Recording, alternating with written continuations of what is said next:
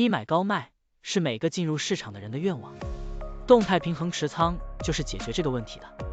举个例子，就是保持现金和股票始终是50%比50%，当价格下跌的时候就买入一些，当价格上涨的时候就卖出一些。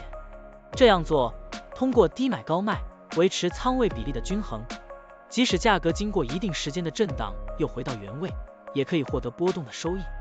现在我们就设定一些参数，让 Stocktiny AI 帮我们生成程序，对建设银行 0939HK 进行回测计算。设定参数如下：检查间隔，每周五按照收盘价检查一次；价格梯度，每变化10%就启动买入或者卖出操作；运行时间从2023年1月1日到2024年4月30日；交易手续费设定为0.30%。这样设定节省了盯盘的时间和操作次数。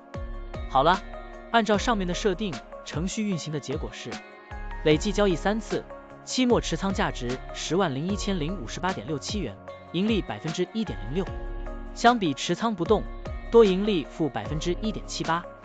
如果你希望更频繁的交易，可以把参数修改为持股仓位70%，每天按照收盘价检查一次持仓，每变化5%就进行平衡，这样就可以得到新的回测结果。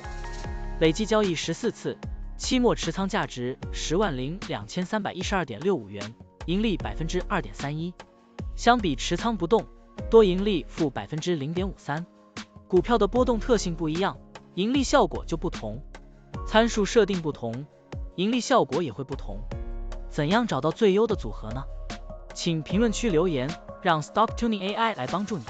股票调优 AI， 利用 AI 技术赋能您的股票选择与操作。本站内容不构成对任何人的投资建议，您应当基于自己的独立判断做出决策。